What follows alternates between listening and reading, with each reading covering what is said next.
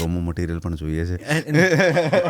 અભિષેકે કીધું હતું કે તમારા શુદ્ધ દેશી સંવાદ ટેક 23માં મેં જોયા છે ડિરેક્ટર, નો બડી is saying the truth, they are being so sweet. અને પછી હું આ પ્રશ્ન મૂકીશ અને પછી કારણ કે હું નામો વિચારી રહ્યો છું. No no no no I will never be diplomatic, never never never. तो the moment it was levied on me कि चलो पहली फिल्म बहुत अच्छी गई, दूसरी फिल्म बहुत अच्छी गई, अब तीसरी फिल्म और अच्छी जानी चाहिए, मैंने तीसरी फिल्म बनाई नहीं. હવે 10 વર્ષ એવું થાય છે કે કેવી રીતે જઈશ ભાગ 2 અથવા તો એનો કોઈક જુદો છેડો બનાવીએ. એટલે if you expect something from me, I am not gonna do. 10 વર્ષ પછી આજે ઇન્ડસ્ટ્રીને તમે કેવી રીતે જુઓ છો? શું લાગે છે તમને એની આવતીકાલ? તમે મને પૂછો ને કે how is it going, it is absolutely going down hill in English words. It is nose diving. Okay. I don't know કેમ ચાલી રહ્યું છે, કેમ લોકો ફિલ્મો બનાવી રહ્યા છે, કેમ આવી વાર્તાઓ કેવી છે જે કહેવા લાયક પણ નથી, કેમ આવા લોકો સાથે કામ કરવું છે જેમની સાથે કામ કરવા લાયક નથી, કેમ આવા લોકો કામ કરી રહ્યા છે જ્યારે એમને માત્ર પોતાના EMI ભરાવવા માટે પ્રોડ્યુસરના ફીઝની જરૂર પડે છે. પણ I have to say it because first thing has to be done is ban પ્રીમિયર્સ.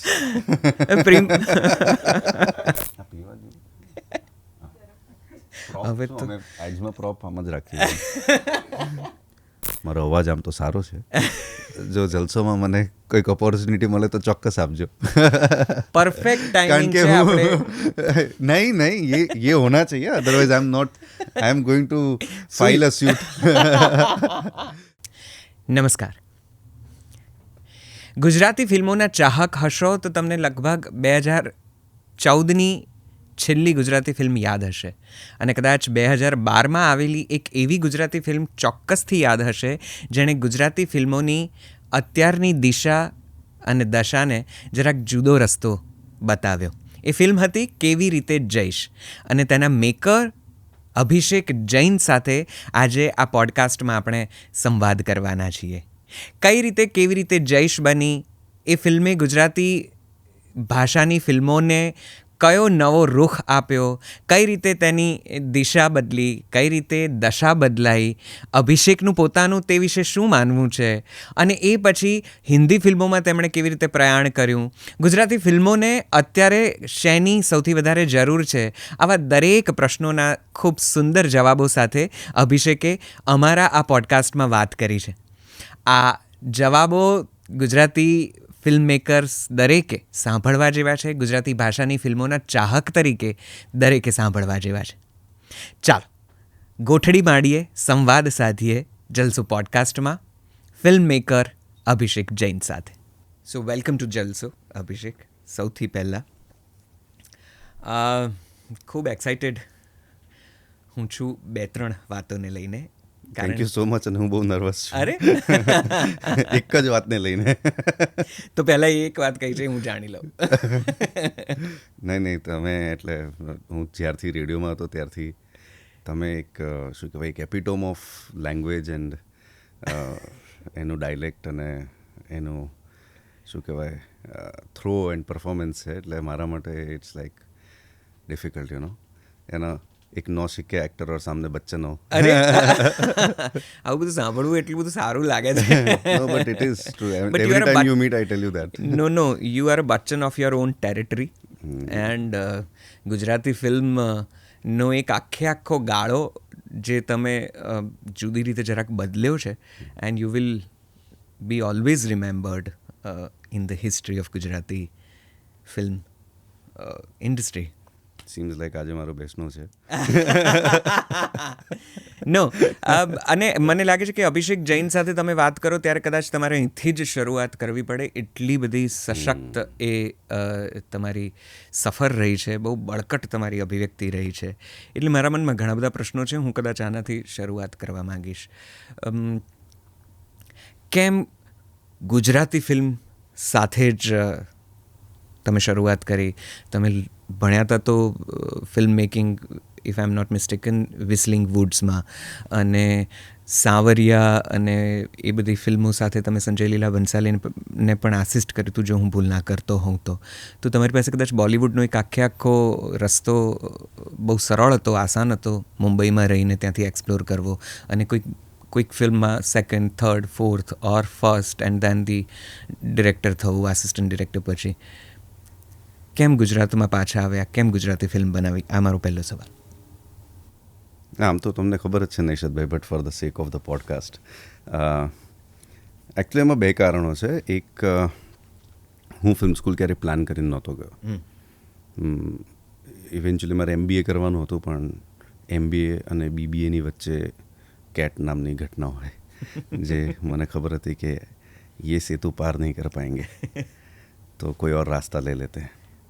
તો ત્યારે પછી મારા ઘરમાં શું છે કે ગુજરાતી છાપું વાંચવાની ટેવ પપ્પાએ નાનપણથી પાડેલી કે અમે લોકો હિન્દી ભાષી છીએ, એટલે ઘરમાં તમારી લેંગ્વેજ હિન્દી હોય, મારવાડી હોય, ચાલે. ઘરની બહાર જ્યારે સ્ટેપ કરો ત્યારે તમારે ગુજરાતીમાં વાત કરવાની છે, અને દુનિયામાં જ્યારે જાઓ ત્યારે ઇંગ્લિશમાં વાત કરવી આવડવી જોઈએ. He also made me learn French, by the way. Oh. So he was so, particular about the use of language. Right. અને એટલા માટે બી છે આઈ અન્ડરસ્ટેન્ડ હવે કે એઝ અ માઇગ્રન્ટ તમારી સૌથી પહેલી ઇન્સિક્યોરિટી કોપ કરતી જે કોઈ વસ્તુ હોય તો એ લેંગ્વેજ છે. તમે if you want to be part of that new place, તો એ લેંગ્વેજ તમને સૌથી પહેલાં એક વાઇલ્ડ કાર્ડ એન્ટ્રી આપે છે. તો ત્યાંથી કદાચ શરૂઆત થઈ ગઈ હતી. અને છાપું વાંચતા ઓચિંતા એક દિવસ અમે એક જાહેરાત જોઈ, અને એની અંદર વિસ્લિંગ વુડ્સ, FTIની જાહેરાત હતી કે એડમિશન્સ ઓપન છે, અને એમાં અલગ અલગ શું કહેવાય ઓલા સ્ટ્રીમ્સ હતા. તો એમાંનું એક ફિલ્મ ડિરેક્શન હતું, અને મને ત્યાર સુધી ખબર બી નહોતી કે ફિલ્મ ડિરેક્ટર એટલે શું હોય.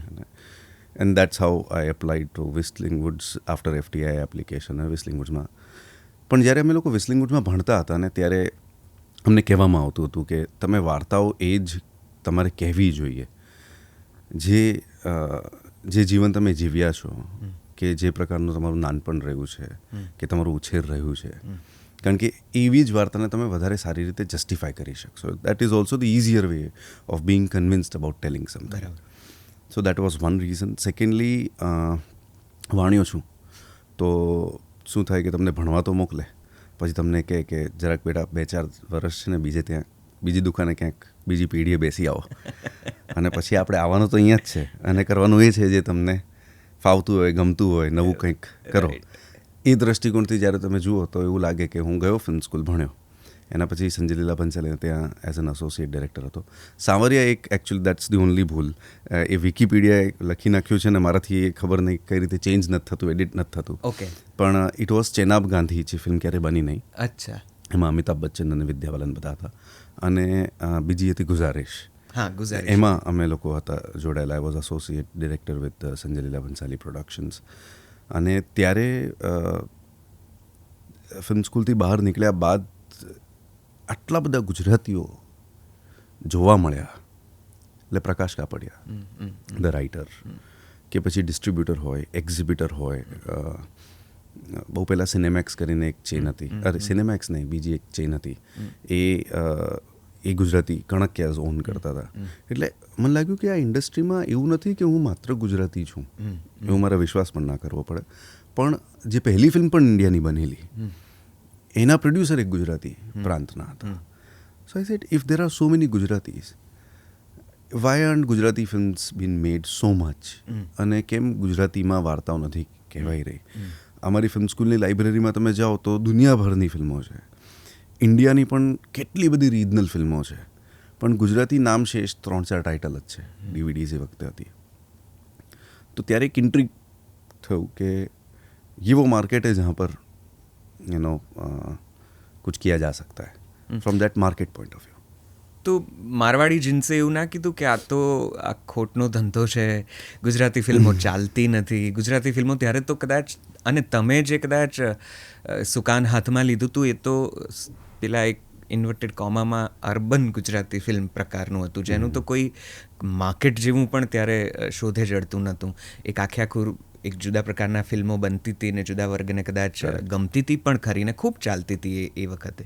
પણ આઈ એમ શ્યોર કે તમારે એ તરફ નહોતું જવું. તો તમારે ઘરમાંથી, ફેમિલીમાંથી એન્ડ યોર મારવાડી જીન્સે એવું ના કીધું કે અરે આ તો ખોટના ધંધામાં ભાઈ કેમ હાથ નાખો? ત્યાર સુધી જ મને લાગ્યું કે હું પ્યોર મારવાડી જીન છું. જ્યારથી ગુજરાતી ફિલ્મોમાં આવ્યો મને લાગ્યું આ પોલ્યુટેડ મારવાડી જીન છે. આ પોલ્યુટ થઈ ગયું છે, કારણ કે આ પ્યોરેસ્ટ મારવાડી જીન નથી. પણ તમે જ કહ્યું એ બરાબર છે, કારણ કે જેમ જ હું પાછો આવ્યો 2009 ડિસેમ્બરની વાત છે, 2010 જ કહેવાય. રાઈટ. ત્યારે હું અહીંયા ઘણા બધા ફિલ્મ મેકર્સને મળ્યો. સૌથી પહેલાં તો હું આશીષ કક્કડના ફિલ્મના સેટ પર ગયો હતો, બેટર હાફ. કોઈકે મને કહ્યું કે અહીંયા આવી એક ફિલ્મ બની રહી છે, તું જા. રાઈટ. અને હું ગયો અને મને એ માહોલ જોયું અને મને લાગ્યું કે યાર આ તો પ્રકારની ફિલ્મ મારે બનાવવાની છે અને બની રહી છે. રાઈટ. પણ એની પહેલાં કેટલા બધા એવા બનાવો બન્યા, એટલા બધા લોકો મળ્યા જે સાવ તમારી ફિલ્મની વાર્તાને સાંભળીને તમને કે આ કોઈ બનાવતી હશે, અહીંયા ગુજરાતી માર્કેટ જ નથી, ગુજરાતી લોકો આવી ફિલ્મ જોવા જ નથી માગતા. અને મેં પણ ગુજરાતી ફિલ્મો જોઈ છે. રાઈટ. એટલે મને યાદ છે હું રૂપમમાં દેશરે જોયા, દાદા પરદેશ 2 કે 3 વખત જોવા ગયો હતો મમ્મી સાથે બપોરના શોમાં. અને મારી નજર સ્ક્રીન પર કરતાં મમ્મી પર વધારે હોય, કારણ કે એ રડું કરતી જ જાય. એટલું ઇમ્પેક્ટ હતો એ ફિલ્મનો. બરાબર છે. તો મેં ગુજરાતી ફિલ્મો જોઈ રાખેલી, પણ જે પ્રકારની મારે બનાવી હતી એવી કોઈ બનતી નહોતી. પણ I think visiting the set of Ashish Kakkar film, એ મને એને શું કહેવાય કે જો 90% નેગેશનમાં ચાલતો હતો, પેસિમિઝમમાં ચાલતો હતો, એને આખું કન્વર્ટ કરીને મને પોઝિટિવ કરી નાખ્યો. પછીથી હું આશીષભાઈના પણ ઘણા ટચમાં રહ્યો અને મેં સ્ક્રિપ્ટ લખવાનું શરૂ કર્યું. પણ એ જ છે કે તમે બહુ નવરા ના બેસી શકો મારવાડી ઘરમાં. 2-3 મહિના તો ઇટ્સ ધી એપિટોમ, પછી તમે ના જઈ શકો. પછી મેં કંઈક એવું હતું કે પપ્પાનો બિઝનેસ જોઈન કરું અથવા તો કંઈક બીજું કરું. તો મેં મારું એક સાઈડમાં નવું બિઝનેસ ચાલુ કર્યું અને એમાં પણ મને મજા એટલી નહોતી આવતી. તો મેં રેડિયોમાં જોબ લઈ લીધી કે ચલો એ બહાને મીડિયા સાથે સંકળાયેલા રહીશું. ભાષા પણ થોડીક સમજાઈ જશે, લોકો ઓડિયન્સ સમજાઈ જશે. અને રેડિયોએ પણ મને બહુ શીખવાડ્યું, કારણ કે નાનપણમાં હું બાળ નાટકો કરતો હતો. ત્યારે ઓડિયન્સ એકદમ શું કહેવાય, ઓડિયન્સના ટેમ્પો સાથે તમારું પરફોર્મન્સ હોય. તમને ખબર જ છે કે તમે નાટક કરતા હો તો હાઉસફુલ સીટો હોય, તમારી એનર્જી અલગ હોય. અડધું હોલ ભરેલું હોય, તમારી એનર્જી અલગ હોય. લોકો ત્યાં તાળીઓ ના પાડતા હોય જ્યાં તમે ઈચ્છતા હો, ત્યારે તમારી એનર્જી અલગ થાય. તો એ લાઈવ વાયર ઓડિયન્સ જોયેલું. કટુ સીધું રેડિયોમાં ઓડિયન્સ જ નથી તમારી સામે, અને તમને કોઈ સાંભળી રહ્યું છે તમારી ઇમેજિનેશનમાં. તમને એવું છે કે આ વ્યક્તિ મને સાંભળતો હશે, કદાચ નથી પણ સાંભળી રહ્યો. એક અલગ પ્રકારની ઓડિયન્સ જોવા મળી. તો હા, આઈ થિંક હું થોડોક ડ્રિફ્ટ થઈ ગયો, પણ કહેવાનો અર્થ એ છે કે ઘણા બધા એવા પડકારો હતા કે ગુજરાતી ફિલ્મ ના જ બનાવવી જોઈએ. અને ત્યારે, કારણ કે હું પણ 22 વર્ષનો હતો, તો ત્યારે મારો જોશ એવો હતો કે અબ મના કિયા ના તો મેં બના કે રહુંગા. તો I was rather more sort of a rebellion. અને મને હંમેશા એવું હતું કે કોઈ મને ચેલેન્જ કરે ને તો પછી નહીં, ઉસકો મજા દિલવા કે રહેંગે, ઉસકો મજા ચખા કે રહેંગે. કેવી રીતે જઈશ, કેવી રીતે થઈ? હું 10th અને 12th બંને સ્ટેન્ડર્ડમાં ભણ્યા બાદ છે ને I was planning to move out of India. તો ત્યારે ઘણા બધા એવા પ્રોપ શોપ પ્રકારના વિઝા કન્સલ્ટન્સી અને એડમિશન એજન્સીઝ હતી. હવે તો ઘણી બધી છે. Prop shop is a interesting term. તો હું ત્યાં જતો હતો, વિઝિટ કરતો હતો અને કન્સલ્ટન્સી માટે. અને મને ખ્યાલ આવતું હતું કે આ તો બહુ ઇઝી છે. I mean you have papers, you have good marksheet, you choose your university, you get in. But then why are people getting so desperate?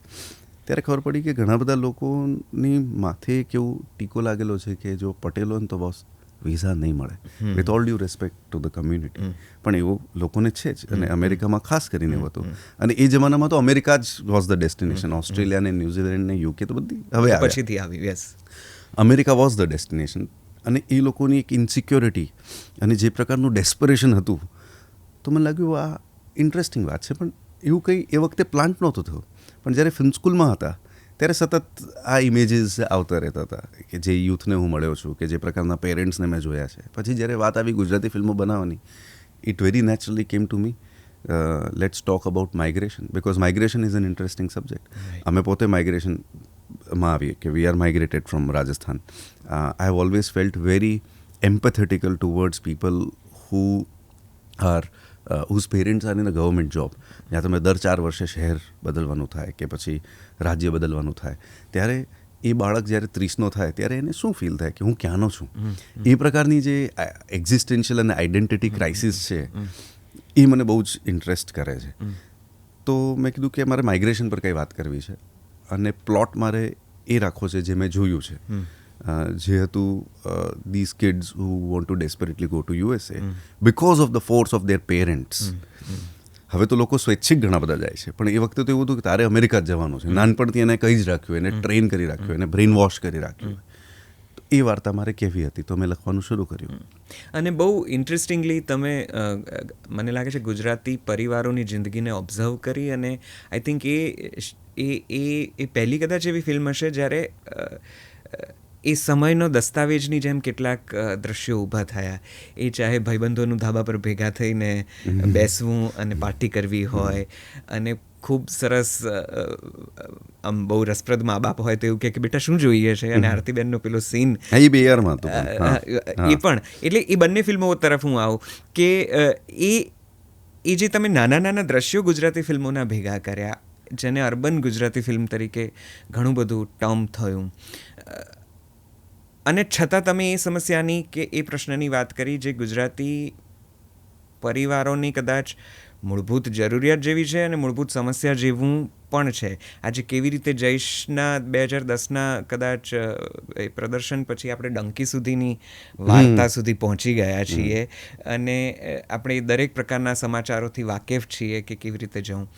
હું ફિલ્મોની વાત તરફ આવું છું, પણ આ જરા સરસ મજાનો કિસ્સો નીકળ્યો છે, સરસ મજાની વાત નીકળી છે, તો મારે ખાલી તમારો એક નાનકડો એંગલ જોઈએ છે. આ આખી માઇગ્રેશનની અથવા તો ઇમિગ્રેશનની, બહાર જવાની આખી આપણી જે તલબ છે ગુજરાતી પ્રજા તરીકેની, કે હવે તો આખા દેશમાં કે અમુક રાજ્યોમાં ખાસ, કઈ રીતે જુઓ છો બિંગ અ ફિલ્મ મેકર, વિચારક ગુજરાતી તરીકે? બિંગ અ હ્યુમન વધારે મને ઓબ્જેક્ટિવલી આ કોમ્યુનિટીને જોવાનો મને લાભ મળ્યો છે, and I am privilege in that case. બીજા જેટલા પણ મારા કન્ટેમ્પરરી ફિલ્મ મેકર્સ છે એ લોકો ગુજરાતી મૂળભૂત છે, પણ હું બહારથી બેસીને બારી આગળ બેસીને તમે નીચે જોઈ શકો છો અને તમે એક્સપ્રેસ કરી શકો છો તમારી જાતે, તો મને ઓબ્જેક્ટિવલી પણ જોવાનો મોકો મળે છે, અને મને સબ્જેક્ટિવલી પણ અંદર ઘૂસીને એઝ અ ફિલ્મ મેકર એ વાત કહેવાનો મોકો મળે છે. તો objectively I M human being looking at this community. Subjectively, I am a filmmaker talking about this community. અને જે નુઆન્સીસ છે એ મારા અમદાવાદી નુઆન્સીસ છે, જે મેં અમદાવાદમાં જોયા છે. જેમ કે કેવી રીતે જયેશમાં એક સીન છે, ફોટો બૂથની બહાર પપ્પા, ભાઈ અને એ લાલો બહાર નીકળે છે, અને ગાડી છે ને રસ્તાની વચ્ચોવચ્ચ પાર્ક કરી રાખી છે. જે આજે બી તમે પ્રહલાદનગર રોડ પર જાઓ, people nonchalantly, they don't care, they just park their car. અને એમને એવું છે કે 2 જ મિનિટની તો વાત છે, पर आप ये नहीं समझ रहे आप किसी और को दुख दे रहे हो. कोई और हॉर्न बजा बजा करके वो ये सोच रहा है कि आगे ड्राइवर बैठा, लेकिन ड्राइवर है नहीं. तो આ બધી બહુ અમદાવાદી ઘટનાઓ છે. મારું શું ને મારે શું એ અમદાવાદી કેરેક્ટરમાં છે. તો આ બધી નાના નાના નુઆન્સીસ મને મારા ઓબ્ઝર્વેશનમાં છે, અને I laugh over it. And I am a Harishankar Parsai student. So or student એટલા માટે કહું છું કારણ કે વાચક ઇઝ જસ્ટ અ વાચક. હું સ્ટુડન્ટ એટલે એકેડેમિકલી હરિશંકર પરસાઈ મને ગમે છે. તો એમનું પણ જે વ્યંગ છે, જે રીતે સમાજને જોવાનો દ્રષ્ટિકોણ છે, એ મને બહુ ગમે છે. તો it is an influence of him. Right. અને સમાજ તરીકે આપણે જે એક વખતે આપણે તમે એક કમ્યુનિટીની વાત કરીને એના વિશે લોકોને જવું હતું ને એ લોકોએ સરસ ત્યાં ઊભું પણ કર્યું. આપણે એવા ગુજરાતીઓ છીએ કે જે કદાચ, હું ઘણીવાર કહેતો હોઉં છું કે આપણને બહુ ગુજરાતી તરીકે કદાચ અંગ્રેજી બોલવાનું નહીં ફાવતું હોય, પણ અંગ્રેજોના દેશમાં બીજું ગુજરાત ઊભું કરતા આવડે છે, એ આપણી કાબેલિયત છે. તો આજે જ્યારે દરેક ઘરમાંથી 2 જણે જવું જ, કે આપણો કોઈક રિલેટિવ્સ કે આપણું કોઈક સગુવાલનું કેનેડા હોય કે US હોય કે ન્યૂઝીલેન્ડ કે ઓસ્ટ્રેલિયા હોય, એ હવે તો નવાઈની વાત જ નથી રહી, અને દરેકને એવું થાય છે કે મારે ભણીને જતા રહેવું છે. કેવી રીતે જયેશના એ પ્રશ્નો તમને લાગે છે કે હજી એ ત્યાંના ત્યાં જ છે? કોઈ બદલાવ જુઓ છો? આમાં 2 વાત છે. એક તો અગેન એઝ અ ઓબ્જેક્ટિવલી હું કમ્યુનિટીને જોઉં ને, તો I have met 5th generation Gujaratis in USA. Can you imagine? 5મું જનરેશન યુએસમાં છે. એટલે ક્યારે એના પરદાદા આવ્યા હશે અને માઇગ્રેટ થયા હશે. ધીસ ઇઝ ધ શું કહેવાય, courage of Gujarati community. Right. કે કોઈ પણ પ્રકારનું જે છે ને પડકાર એ ઝીલીને એમને સર્વાઈવલ ઇન્સ્ટિંક્ટની ડેફિનેશન ગુજરાતી અને જ્યુઝ, આ 2 કમ્યુનિટી વર્લ્ડ ઓવર તમે જુઓ ને એમનાથી આપણને જોવા મળે છે. એટ્રોસિટીઝ ઘણી બધી થઈ છે જ્યુઝ પર, એવું ગુજરાતીઝ પર નથી થયું, પણ Gujaratis atrocity is been economic suppression, હે ને? તો એ ત્યાંથી બહાર નીકળવા માટે એમનું આ રિએક્શન કે रिटेलिएशन છે कि हम दुनिया जीत लेंगे, हम बहुत इकोनॉमिकली दबे हुए रहे, अब हम दुनिया जीत लेंगे. અને કેટલા બધા अगर हिस्टोरिकली भी आप देखें तो कितनी सारी चढ़ाई हुई है गुजरात पे, तो वो इनसिक्योरिटी का ये रिटेलिएशन है. રાઈટ. સેકન્ડલી આજની તારીખમાં પણ આ પ્રશ્ન હવે બહુ ડાર્ક થઈ ગયો છે. સો ઇફ સમન વચ્ચે તો મેં વિચાર પણ કર્યો કે કેવી રીતે જઈશ પાર્ટ 2 બનાવીએ. I was just about to say this કે હવે 10 વર્ષે એવું થાય છે કે કેવી રીતે જઈશ ભાગ 2 અથવા તો એનો કોઈક જુદો છેડો બનાવીએ. બિલકુલ. અને કેવી રીતે જઈશ ભાગ 1 એક સટાયર હતું, એક હ્યુમર હતું. Part 2 cannot be humour, it is a dark film. Because when you read ન્યૂઝપેપરની અંદર કે Gujarati is been shot dead in one of the grocery stores, કે પછી Gujarati frozen in the Canada America border, કે જે પણ ઘટનાઓ બનાવો બન્યા છે, they are so dark, you can't laugh over it. Right. You can only pity over it. Right. So if I have to make a કેવી રીતે જઈશ part 2, it has to be darker than what Dunki is probably. Right. Dunki is a slightly darker film, પણ એના કરતાં વધારે darker છે. તો હવે તો પરિસ્થિતિ હજી વધારે, શું કહેવાય એને ગુજરાતીમાં, કપરી થઈ ગઈ છે. રાઈટ. તો સીધો એક લીટીમાં સવાલ, કેવી રીતે જઈશ ભાગ 2 આવશે? ખબર નહીં. સારું. પણ બીજી ફિલ્મ આવી 2 યાર, અને કેવી રીતે જઈશ વોઝ અ હ્યુજ સક્સેસ. અચાનક જ આખી ઇન્ડસ્ટ્રીનો વાયરો બદલાઈ ગયો, પવન જરા જુદા પ્રકારનો ફૂંકાઈ ગયો, અને અચાનક જ રાતોરાત સફળતા, અભિષેક જૈન ચારે બાજુ થઈ ગયું. ગુજરાતી ફિલ્મોની દિશા અને દશા બદલનાર નું એક બિરુદ મળી ગયું. 2 યાર આવી ગઈ, અને 2 યાર પણ અદ્ભુત રીતે સફળ થઈ. આ બધું ડિલિબરેટ પ્લાન લાગે છે કે આમ થતાં થઈ ગયું લાગે છે? મારો તો પ્લાન નથી આ, મારો પ્લાન હતો પણ નહીં, but I think it was plan of the almighty, plan of the universe. I was chosen to do this. એટલે હું માત્ર લકી છું એવું માનું છું. હું એવું માનું છું કે મેં બસ મારા પ્રયત્નો અને પ્રયાસો કર્યા, બાકી everything is the universe that is conspiring. એ કેવી રીતે જઈશ જો સક્સેસફુલ ના રહી હોત તો કદાચ બીજી ફિલ્મ ના બનાવી હોત. કેવી રીતે જઈશનું સક્સેસ હોવું, અને પછી 2 યારનું અલ્ટ્રા પ્રો મેક્સ સક્સેસ હોવું, કેવી રીતે જઈશ વોઝ ધ રીઝન. રાઈટ. તો આ બધું કોઈ પ્લાન ના કરી શકે. I don't think it can be plan. Absolutely.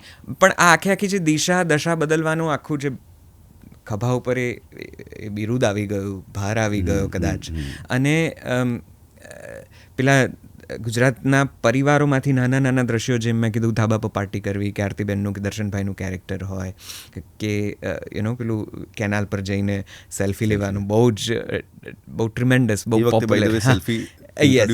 હા, એટલે બહુ પેલું ઊંધો કરીને કેમેરો આમ રાખીને તમારે એ કરવું. આ બધું જે તમે નોંધ્યું, એ પછી એવું થયું કે દિશા દશા બદલવાના પેલા એક પાથમાં એટલું બધું કોપી પેસ્ટ થયું, એટલું બધું ઇમિટેટ થયું કે દરેક બીજી ત્રીજી ફિલ્મો 2 ભાઈબંધો, 4 દોસ્તારો, અને એમની વચ્ચેના પાર્ટીના દ્રશ્યો, થોડી ઘણી ગાળાગાળી ને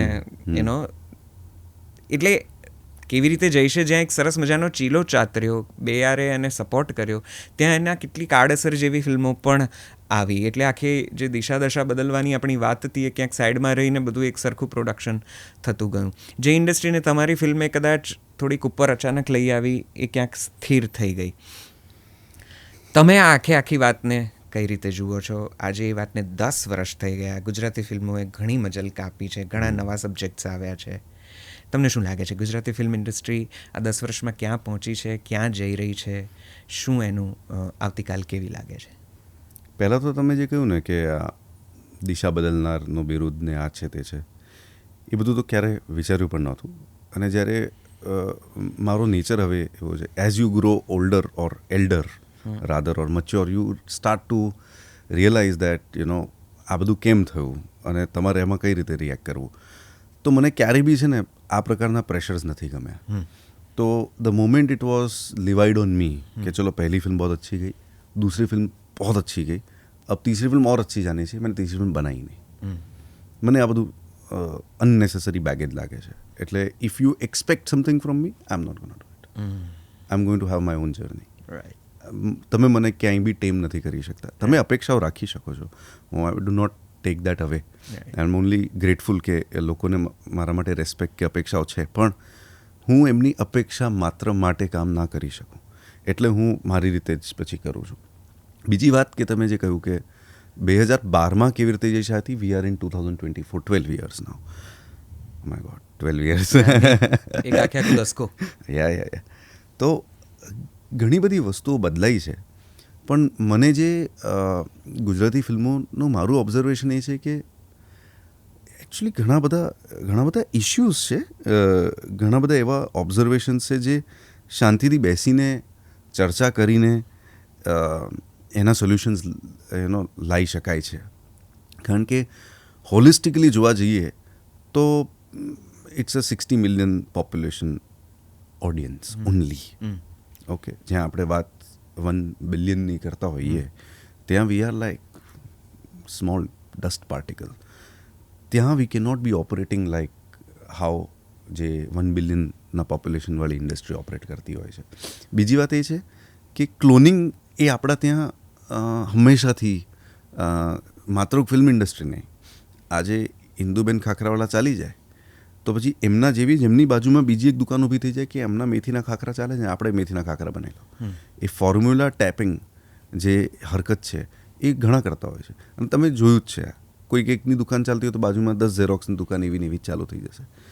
તો it is in the nature which is also wonderful કે આવી રીતે એક બજાર પણ ચાલે છે જ્યાં 10 સરખી દુકાનો છે તે છતાં ધંધો થાય છે એકબીજાની વચ્ચે.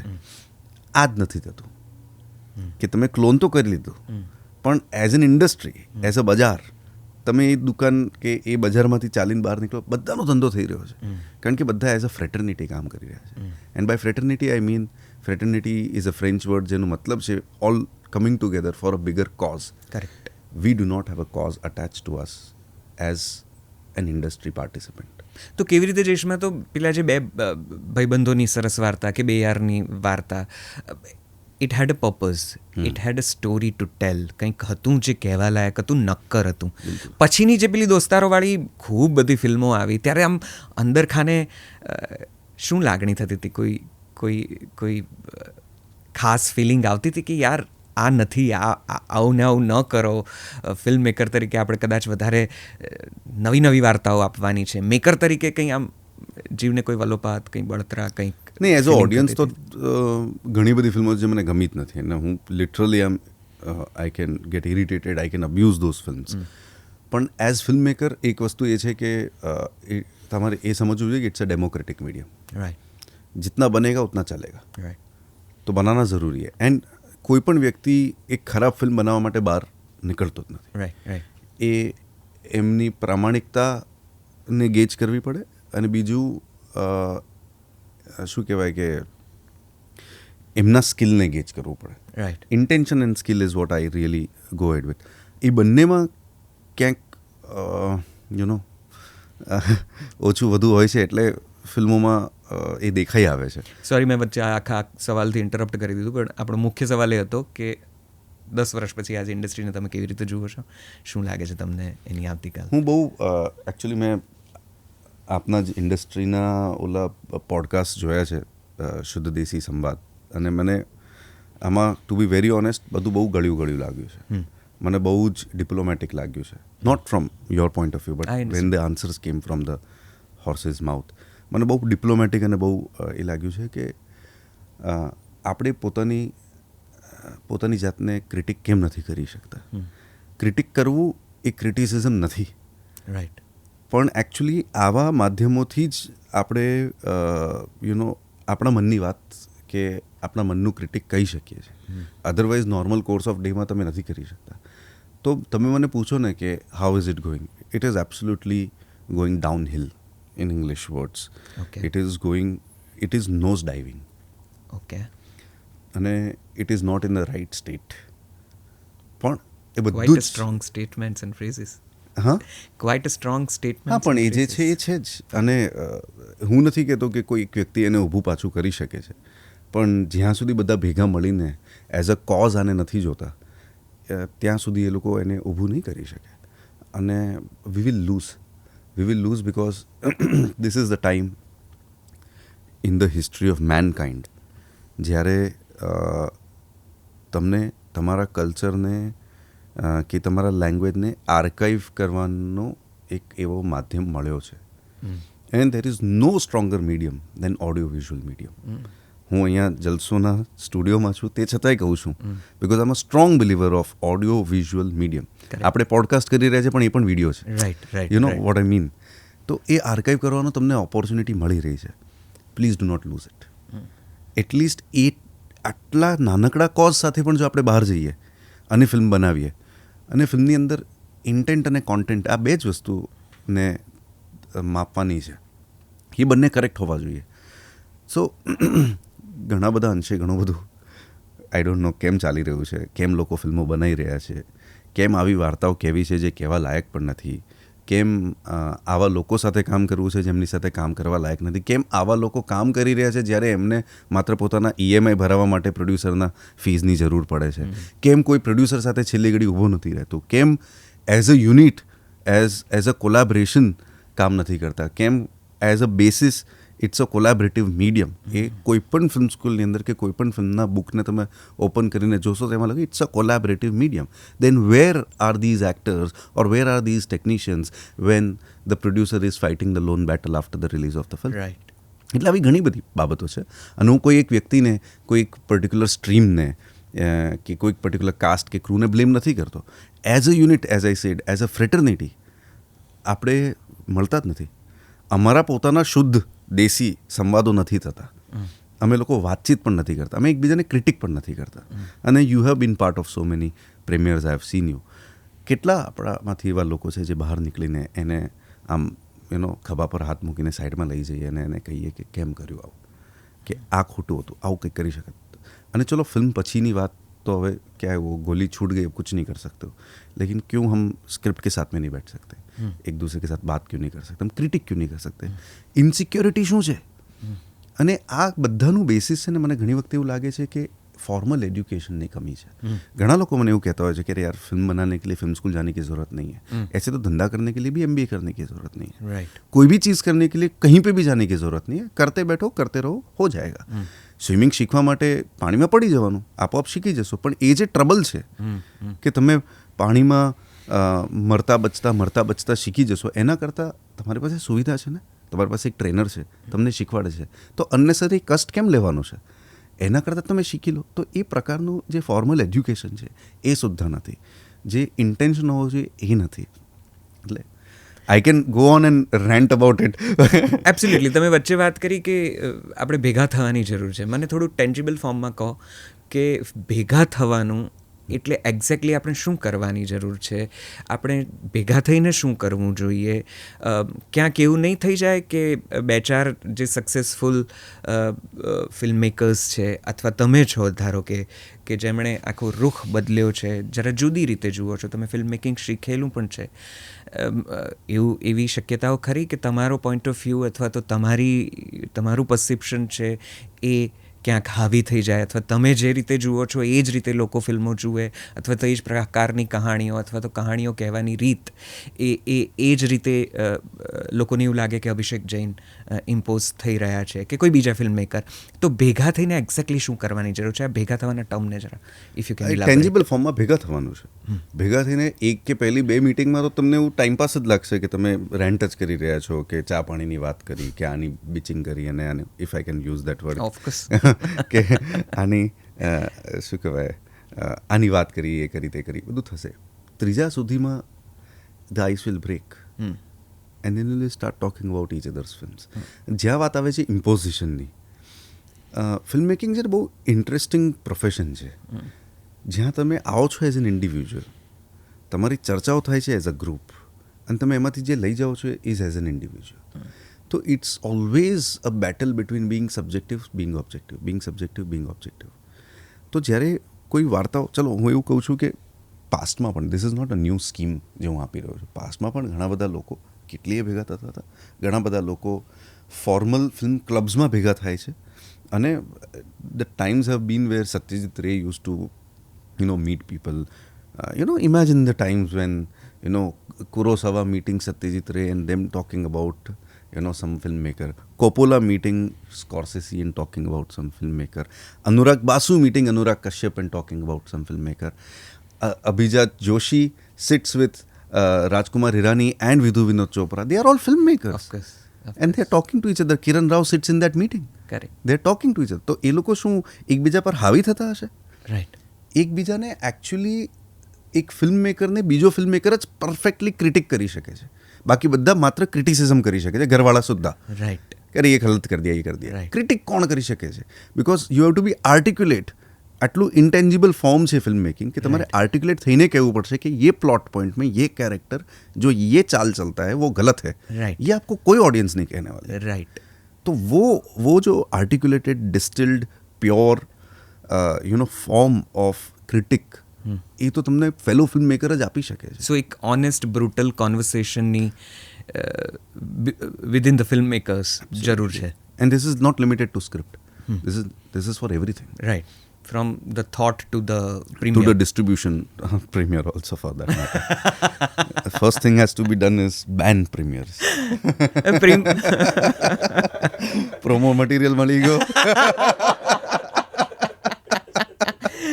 પ્રીમિયરની તમે સરસ વાત કરી કે આપણે ત્યાં કદાચ એ પરંપરા નથી કે બાજુમાં લઈ જઈને કહીએ કે ભાઈ આ નહોતું કરવા જેવું, કે આ કેમ કર્યું. તમે કર્યું છે આવું? હા ભાઈ. કોઈએ સાંભળ્યું છે?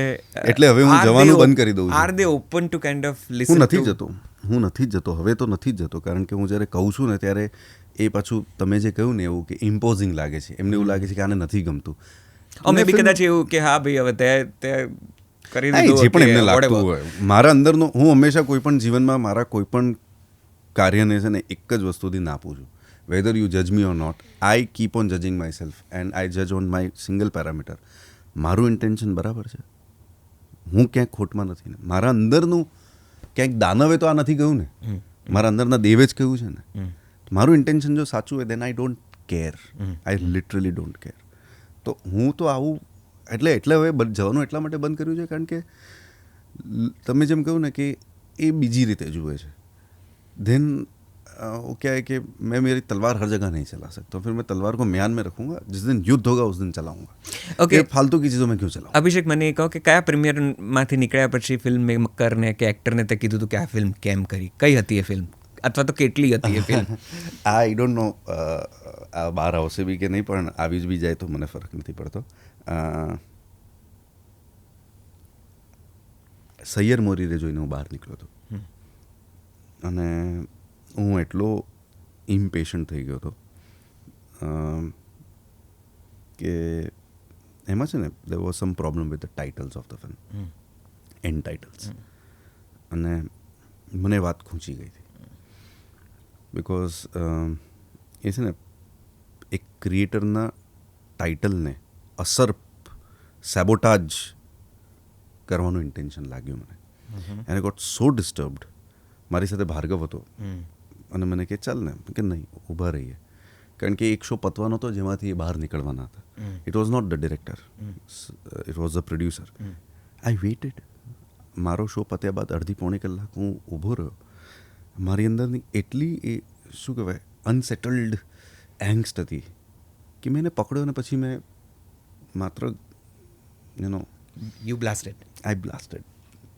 I blasted because I had to take it out. મને ખબર નહીં એને કઈ રીતે લીધું. એના પછી અમે ક્યારે મળ્યા પણ નથી અને I still have good regards for them.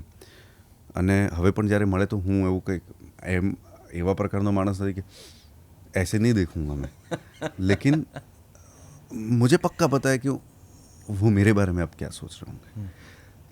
પણ મારે કહેવું હતું બિકોઝ મને ખોટું લાગ્યું. અને એ મારી ફિલ્મ નથી, મારા કોઈ ખાસ દોસ્તારની ફિલ્મ પણ નથી, એટલે મારે કોઈ પર્સનલી લેવા દેવા નથી ફિલ્મ સાથે. પણ મને ખોટું લાગ્યું એટલે લાગ્યું, અને મારે કહેવું હતું એટલે કહેવું હતું, નહીં તો રાતના ઊંઘ ના આવત. અને ભાર્ગવે મને જ કીધું ભાઈ રહેવા દે. મેં કીધું मेरे को नींद नहीं आएगी भार्गव, मेरे को बोलना ही पड़ेगा और मैं बोल के रहूँगा. फिर भले उसको जो लगे पर बोलना पड़ेगा, ये बोलना ज़रूरी है because he will make a film again. And if he makes that same mistake, it's a heinous crime, not a mistake. It's a crime. I have to stop that criminal activity. Completely got it. તો છેલ્લે જોયેલી ને બિલકુલ ના ગમેલી Gujarati film કઈ? યાદ કરવા તો કઈ જોઈ હતી.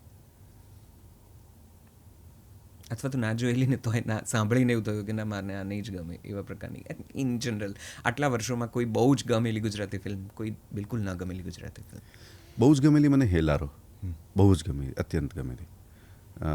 મને એવું હતું કે આ ફિલ્મ બધા જ પાસાઓને ટચ કરે છે.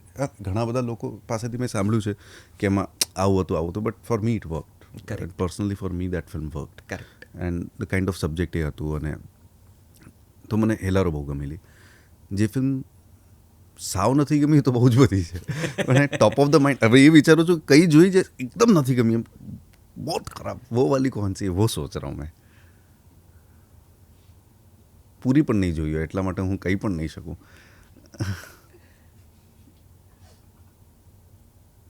યાર બહુ બધી હશે, પણ I have to say it because પછી પ્રોમો મટીરિયલ પણ જોઈએ છે. અને એ પ્રોમોમાં તો મને ખબર છે હું શું કાપવાનો છું કે અભિષેકે કીધું હતું કે તમારા શુદ્ધ દેશી સંવાદ ટેક 23માં મેં જોયા છે ડિરેક્ટર, નો બડી is saying the truth, they are Bing so sweet. અને પછી હું આ પ્રશ્ન મૂકીશ અને પછી કારણ કે હું નામો વિચારી રહ્યો છું. No no no no I will never be diplomatic, never never never never. Latest ફિલ્મોનો કોઈ નામ લો ને તો મને ખ્યાલ આવે, because I don't know. Recently Jagat release થઈ, મેં જોઈ નથી. હા તો ડેની જીગર જોઈ નથી, પણ મને એ પ્રોમોથી જ ફિલ્મ નહોતી ગમી. હા એ નહોતી ગમી મને, પ્રોમોથી જ ફિલ્મ નહોતી ગમી. પણ મને હંમેશા એવું હતું કે આ માણસનું કન્વિક્શન બહુ સોલિડ છે. રાઈટ. એ કન્વિક્શન સાથે બહુ બનાવે છે. રાઈટ. એટલે અને वो दिल फेक आदमी है, वो उसको जो पसंद आता है वो बना देता है. કરેક્ટ. તો મને એવું હતું કે આમાં કંઈક હશે, પણ જ્યારે લોકો પાસેથી સાંભળ્યું કે એમને પણ મજા નથી આવી તો મને લાગ્યું કે his conviction probably failed here. પણ એ ફિલ્મ મને પ્રોમોથી જ નહોતી ગમી, મેં જોઈ પણ નથી, પણ મને ગમી નહોતી. સારું, બીજી ફિલ્મો યાદ આવે તો ગમે ત્યારે વચ્ચે બોલવાની છૂટ છે. અરે ભાઈ, તો પછી આ સંવાદ એ જ થશે, યાદ આવતું જ રહેશે. પણ એક સરસ ચર્ચા જે ફિલ્મો વિશે ચાલી એમાં મેં અહીંયા આવેલા મોટાભાગના ડિરેક્ટરને આ સવાલ પૂછ્યો છે અને મને લાગે છે કે હજીએ વધારે ડિરેક્ટર્સને કદાચ આ સવાલ પૂછવાની જરૂર છે.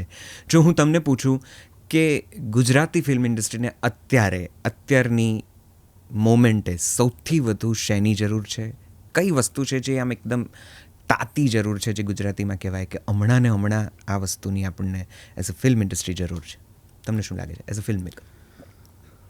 સારી વાર્તાઓ, ઓનેસ્ટ ફિલ્મ મેકર્સ, અને જે અહમ અને ઈગો છે એને સાવ બ્રેક કરીને ફિલ્મ બનાવવાની જરૂર છે.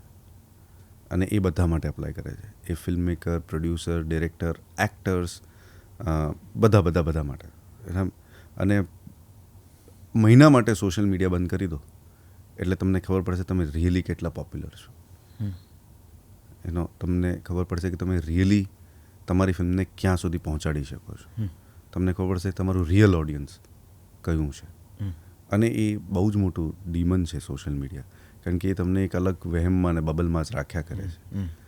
તમે તમારા ફિલ્મનું ટ્રેલર બહાર પાડો છો, એ જ લોકો એ તમારા સોશિયલ ગ્રુપના, સોશિયલ ફ્રેન્ડ્સના કે સોશિયલ મીડિયાના લોકો શેર કર્યા કરે છે. ત્યાં પછી તમને એક ઓબ્જેક્ટિવ રિયલાઇઝેશન જુઓ તો આખી વિશ્વનું જે ઇમેજ છે એની અંદર આટલું ટચકડું થાય છે. કોઈક રેન્ડમ વ્યક્તિ, ઓડિયન્સ ક્યાંક બેઠ્યું હોય, એને શેર કર્યું હોય અને એના કારણે શેરિંગ થયા હોય, that kind of virality that happens, એ તો થતું જ નથી આજની તારીખમાં. તો એ બધી વસ્તુઓ આઈ થિંક આપણને બહુ પકડી રાખી રહી છે. તો અભિષેક, આપણું ઓડિયન્સ એકચ્યુઅલી કયું છે? હું જો તમને પૂછું, એમને પણ આપણું ગુજરાતી ઓડિયન્સ જે તમે 60 મિલિયન પોપ્યુલેશનની વાત કરી, અને એ પાછું ડિવાઈડ છે અમુક પોકેટ્સમાં, રૂરલ કહો, અર્બન કહો. અર્બનની પાસે મુંબઈનો અને હોલિવૂડનો અને હવે તો વર્લ્ડ સિનેમાનો બિકોઝ ઓફ ધી OTTs એવડો મોટો સ્કોપ છે, ઓપ્શન છે કે જ્યાં એ લોકોને કદાચ ત્યાંથી એટલું બધું નવીન અને જુદું જાણવા મળી જાય છે, જોવા મળી જાય છે કે એમને એમની ભાષામાં શું થઈ રહ્યું છે એની કંઈ પડી નથી. બીજી બાજુ એક આખું જે રૂરલ કે બોર્ડર ની આસપાસનું ઓડિયન્સ છે જેને માત્ર ગુજરાતી ફિલ્મોમાં રસ છે, અને એમના પોતાના વિષયો છે, એમના સ્ટાર્સ છે. આપણું ઓડિયન્સ કયું છે? ફિલ્મ મેકર તરીકે જ્યારે તમે કેવી રીતે જઈશ પણ બનાવી હતી, રોંગ સાઈડ રાજુ બનાવી હતી, ત્યારે તમારી પણ બે આર બનાવી હતી, ત્યારે તમારી પણ કદાચ આ જદ્દોજહેદ રહી હશે કે હું કોને કેટર કરી રહ્યો છું. તમને શું લાગે છે ગુજરાતી ફિલ્મોનું ઓડિયન્સ કયું છે? ક્યાં આપણે ફોકસ કરવાની જરૂર છે? આ છે ને એક ફનલ છે 6 કરોડ લોકોનું, જે મેં તમને કહું. તમારે તમારું એ લૂપ શોધવાનો છે અને એ ફિલ્મ નક્કી કરે છે. ધારો કે આજે હું એક સોશિયલ થ્રિલર બનાવી દઉં તો આઈ કેનોટ સે કે મને આ 6 કરોડ લોકો મારું ઓડિયન્સ છે, પણ મને એ ખ્યાલ હોવો જોઈએ કે મારા ઓડિયન્સનું વર્ગ આટલું જ હશે અંદાજે, ને આટલું તો તમને ખ્યાલ આવી જ જાય. અને પછી આ સબ્જેક્ટ જો આટલા જ ઓડિયન્સને કેટર કરી શકતું હોય તો મારે આ સબ્જેક્ટને આટલા જ બજેટમાં બનાવવું જોઈએ. તો કદાચ એ ક્લેરિટી પેલા ફિનાન્સને અને પ્રોફિટને પણ હોવી જ નક્કી કરે છે. પ્રોફિટ નહીં, પણ કેટલા પૈસા તમારે આની અંદર નાખવા છે, મે બી અકાઉન્ટ કે બિઝનેસને અને થોડી ક્લેરિટી આવી અને જાય. બિઝનેસનો સેન્સ તો હોવો જ જોઈએ, otherwise that doesn't make any sense. અમે લોકો we failed in wrong side Raju, right. અને વી મેસિવલી ફેલ્ડ, કારણ કે અમને લાગ્યું કે આ પ્રકારના ફિલ્મ માટે વાઇડ ઓડિયન્સ છે, પણ સ્વેપ્ટ અવે. નેક્સ્ટ ડે પિંક રિલીઝ થઈ અને we were out of the સિનેમાસ.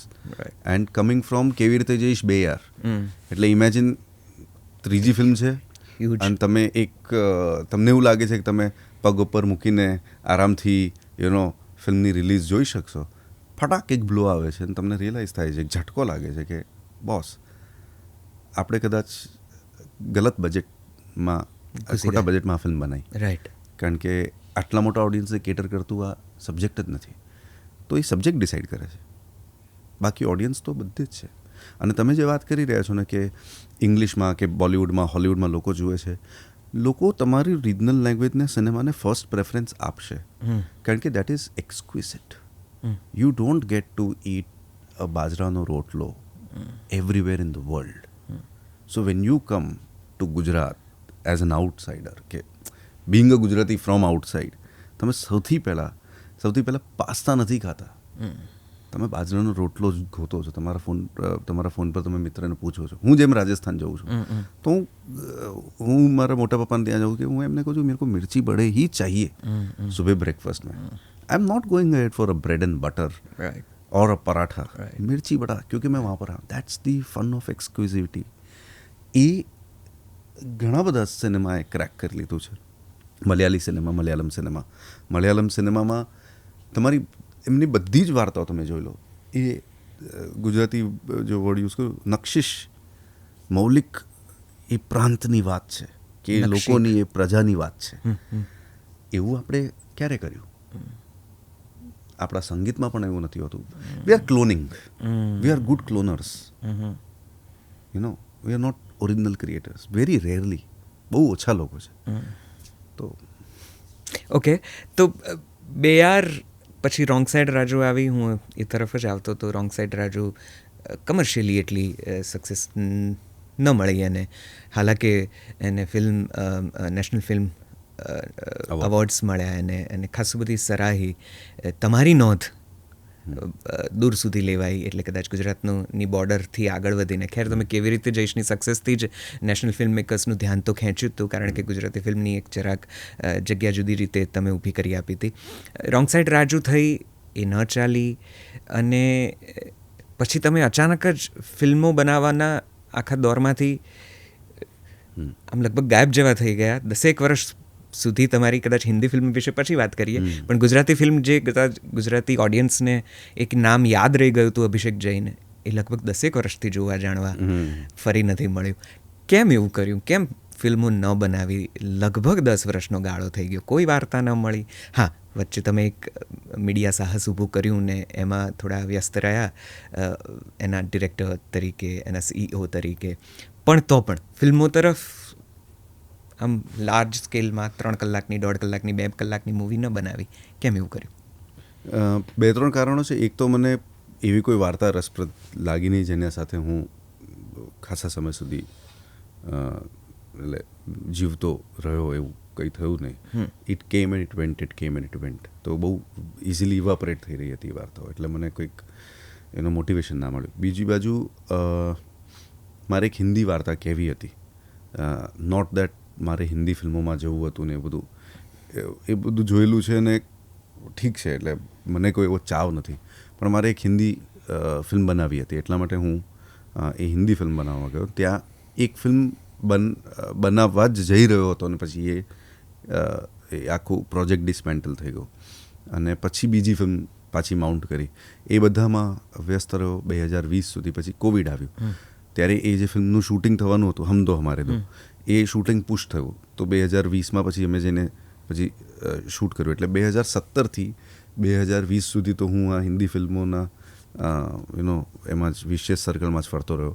પછી એ ફિલ્મ શૂટ કરી અને રિલીઝ કરી 2021માં. તો ત્યાં સુધી તો એકચ્યુઅલી એક્ટિવલી હું શું કહેવાય પેસિવ હતો ગુજરાતી ફિલ્મોમાં. અને પછી આઈ થિંક વાર્તાઓ અને things have changed after Covid. Correct. Things have completely changed. There is no denial to agreed. For good and for bad both. મારા માટે તો ઘણું બધું સારું પણ રહ્યું એક રીતે કોવિડ. એનો બહુ અનએમ્પેથેટિક સ્ટેટમેન્ટ છે, પણ હું પર્સનલી કહું છું કે મારા માટે સારું રહ્યું, કારણ કે ઘણું બધું વિચારવા, ઇન્ટ્રોસ્પેક્ટ કરવાનો મોકો મળ્યો. અને ત્યાર પછી નક્કી કર્યું કે હવે એવી વાર્તાઓ કેવી છે જેને થિયેટ્રિકલ રિલીઝનો ભાર એના પર ના હોય. રાઈટ. તો એ પ્રકારની વાર્તાઓ પણ કરી. અને આ બધા દરમિયાન એકેડેમિકલી ઇન્ડસ્ટ્રીને, ઓવરઓલ ફિલ્મ બિઝનેસને સમજવાનો પણ મોકો મળ્યો કે એન્ડ હું એ વાતને બહુ જ સ્ટ્રોંગલી માનું છું કે તમે ફિલ્મ બનાવતા હો તો you can not be part of the business of film making. Right. You have to be part of the business of film making, કારણ કે બહુ એક્સપેન્સિવ મીડિયમ છે. તો આ બધું સ્ટડી કર્યું અને પછી હવે નક્કી કર્યું છે. ઇનફેક્ટ જૂનથી તો અમે શૂટ કરવા જઈ રહ્યા છે. અને તમે કહ્યું એ બરાબર છે, 2014માં મારી છેલ્લી ગુજરાતી ફિલ્મ આવેલી. એના પછી હવે પણ હું આમ બી ફિલ્મો બહુ જ બેક ટુ બેક નથી કરતો. મારે એની સાથે જીવવું પડે. મારા માટે છે ને એ લગ્ન જેવું છે કે તમે પ્રેમમાં પડો, પછી એ પ્રેમ ચાલે અને એના અંદરના અપ્સ એન્ડ ડાઉન્સ આવે, પછી તમને નક્કી થઈ જાય કે હવે લગ્ન કરવા જેવું છે, પછી તમે લગ્ન કરો. અને મારે એવું માનવું છે કે ફિલ્મ્સ બહુ રિસ્પોન્સિબલ મીડિયમ છે. એક વખત બની જશે ને પછી એ છપાઈ જશે. તો પછી આ હિન્દી ફિલ્મ સાથે એક્સ્ટ્રા મેરાઇટલ અફેર જેવું થઈ ગયું, એ વચ્ચે પ્રેમિકા વચ્ચે આવી ગઈ ને તમે થોડી વાર નહીં એવું નથી. એ ફિલ્મ સાથે પણ એટલો જ પ્રેમ હતો, પણ એ વાર્તા મને હંમેશા હિન્દીમાં જ લાગતી હતી. એ વાર્તા ગુજરાતી નહોતી. એટલે ગુજરાતી નહોતીનો અર્થ છે કે it was not rooted to Gujarati culture. Paresh Rawal, Ratna Pathak Shah, Kriti Sen અને રાજકુમાર રાવ જેવા ધરખમ કલાકારો, હું ભૂલ ના કરતો તો મેડડોગની નું પ્રોડક્શન બેકઅપ હતું. ફિલ્મ ન ચાલી, ન ક્રિટિકલી કોઈ બહુ એની વાતો થઈ. દુઃખ થયું તું? શું એ નિર્ણય એ થયા પછી કંઈ શું લાગણીઓ હતી? દુઃખને બધું નથી થતું. મને છે ને એ કન્ટેમ્પલેશન અને ઇન્ટ્રોસ્પેક્શન બહુ થતા હોય છે. હું ચિંતા કરતાં ચિંતન વધારે કરું છું. અને તું લેખક ક્યારે બને છે? એટલે જ કીધું તું આમની સાથે. સોરી. નહીં, એટલે એ ફિલ્મ લખાયેલી થિયેટર માટે, એ ફિલ્મ શૂટ થઈ હતી થિયેટર માટે, એડિટ થઈ થિયેટ્રિકલ રિલીઝ માટે. રાઈટ. તો મને લાગે છે કે had it been a theatrical release it would have worked. અને એના કારણ બહુ સિમ્પલ છે, જે મેં એનાલિસિસ કર્યું આફ્ટર દેટ, કે એ છે ને ડિજિટલ મીડિયમ પર આવી. અને એ વખતે કોવિડ ચાલતું હતું. અને કોવિડ દરમિયાન લોકો already the day Covid began ત્યારથી લઈને 6-8 મહિનાની અંદર લોકોએ દુનિયાભરનું એટલું બધું કોન્ટેન્ટ જોયેલું ને, from your money heist to Paatal Lok, everything. તો એમને એટલું બધું નવું જોવા, એન્ડ એમને શું ડિસ્કવર થયું? કોન્ટેન્ટ કરતાં વધારે કન્વીનિયન્સ ડિસ્કવર થઈ. અચ્છા, અભી પॉज करके 2 दिन के बाद में फिर से आ सकते हैं इधर. પહેલાં પણ હતું, પણ આ એક મજબૂરી મેં આવી હુઈ ડિસ્કવરી થી.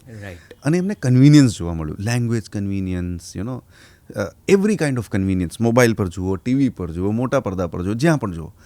તો એ કન્વીનિયન્સના કારણે આ ફિલ્મ જે છે એ એવા માધ્યમમાં આવી જ્યાં લોજિક, તમે શું છે કે થિયેટરમાં જાઓ ને તો ડાર્ક કરી દે છે. It's a very brain washing process. પહેલાં તો ડાર્ક કરી દે છે, પછી એ લોકો મોટેથી સાઉન્ડ કરીને તમને મોટા વિઝ્યુઅલ દેખાડે છે. You get influence subconsciously.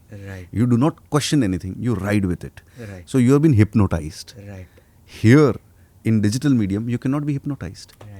You are the master, not the filmmaker.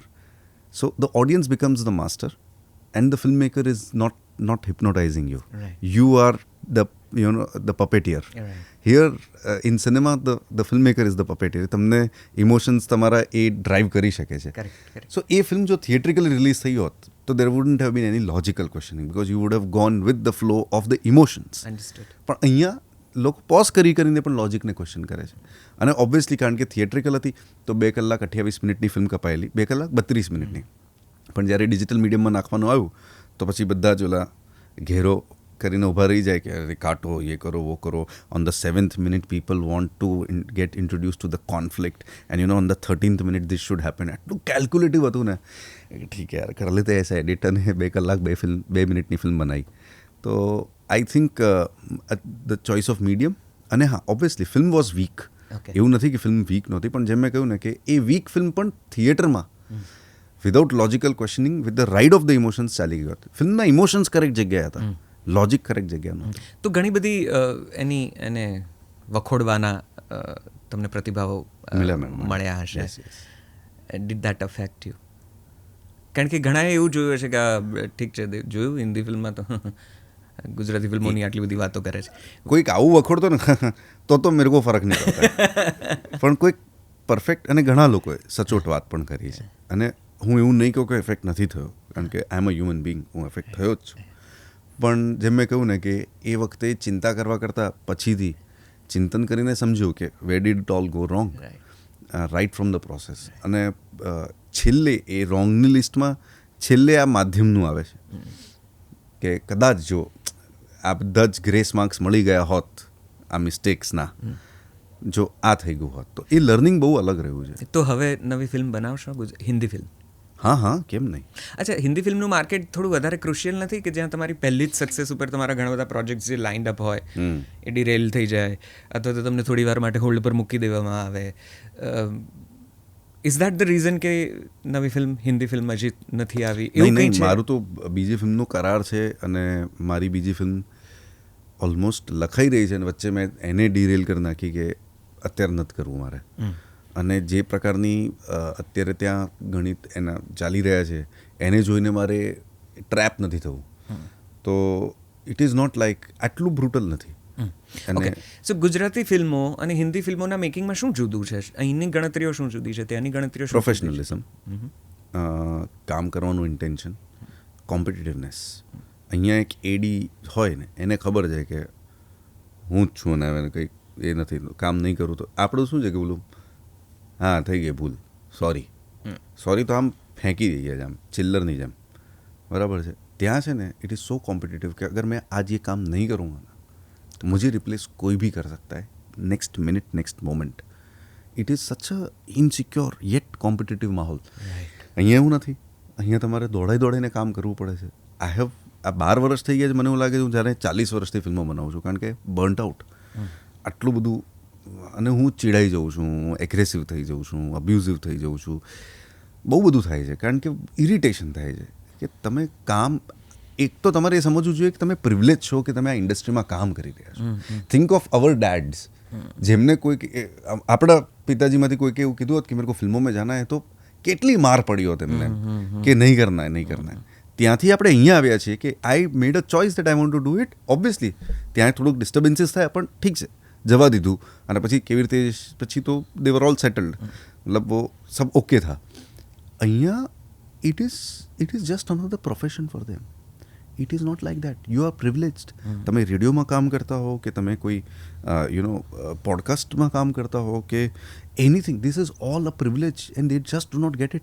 इससे अच्छा तो जाके बैंक में नौकरी करो यार, 9 to 5 अच्छे से, कोई कॉर्पोरेट में नौकरी करो. They take that culture and bring it here. એ મને નથી. Where is the passion? અને એ वो आग, वो फायर कहाँ है? तो ये મને લાગે છે કે that is missing because everything is been taken for so granted. Everything is so easily accessible. Films can be made on iPhone, fair enough, but iPhone was not, I mean the world was not waiting for iPhone to make a film. It has to be here. Correct. અને આ હિન્દી અને Gujarati film મેકિંગની વાત ચાલી છે ત્યારે હવે એ તરફ એવો દોર છે કે સ્ટાર લેડ આખું જે ડ્રાઇવિંગ હતું એ પતી ગયું છે, લગભગ એના છેલ્લા દિવસોમાં છે કે નથી, અને સ્ટોરી લેડ વાર્તાઓ ફિલ્મ મેકિંગ આવી રહ્યું છે, કન્ટેન્ટ લેડ આવી રહ્યું છે. આપણે ત્યાં સ્ટાર્સ ઇમર્જ થઈ રહ્યા છે, આપણે ત્યાં ચહેરાઓ આવી રહ્યા છે. આ બે કોન્ટ્રાડિક્શન છે. ખાલી અમદાવાદથી મુંબઈના લગભગ 400-500 કિલોમીટરના સફરમાં આટલો ફેર છે. કઈ રીતે જુઓ છો આ વાતને? કહું ને કે ક્લોનિંગ, તમે રિજનલ છો, એક્સેપ્ટ કરીને રિજનલની જેમ હંબલતાથી વાર્તાઓ કહીએ ને. અને હું આ બધું જ ફેન્સીઝમાં નથી કહી રહ્યો.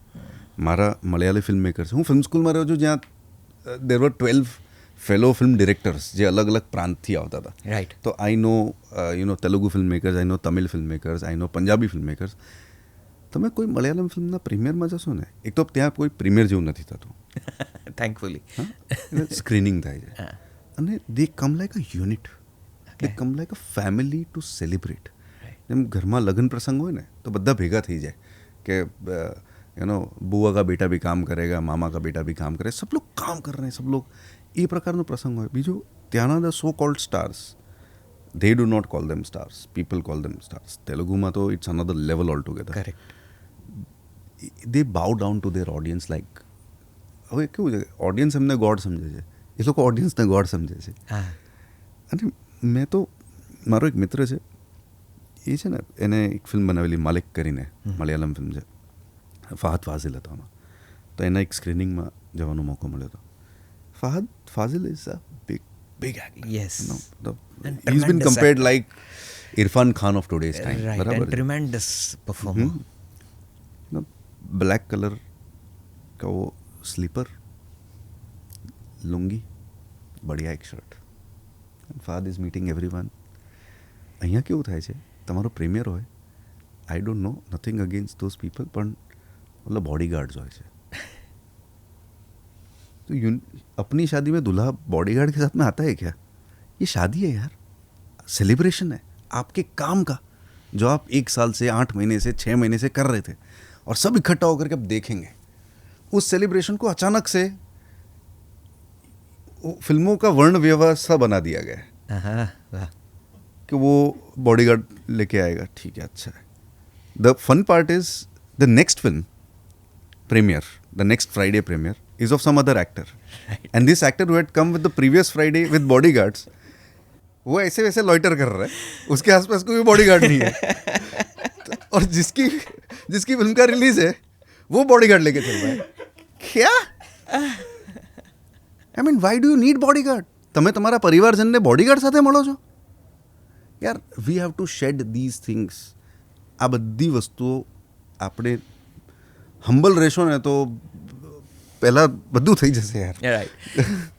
ફહાદ ફાઝિલની વાત થઈ, તમે એમનું નામ લીધું ને તમે બે બહુ સરસ ચહેરાઓ ગુજરાતી ફિલ્મને આમ આપ્યા, એવું આપણે તો કહેવાય. ના કહેવાય, પણ હા, પણ એટલે we made films with them, we collaborated with them. Of course, અને પણ આમ એક પેલી બહુ પોપ્યુલર મેનરમાં કહેવું હોય તો આપ્યા એ રીતે કે ત્યાં સુધી એ લોકો સરસ જ હતા અને સુંદર. હવે તો એડ્સમાં પ્રોપ આમ જ રાખીએ.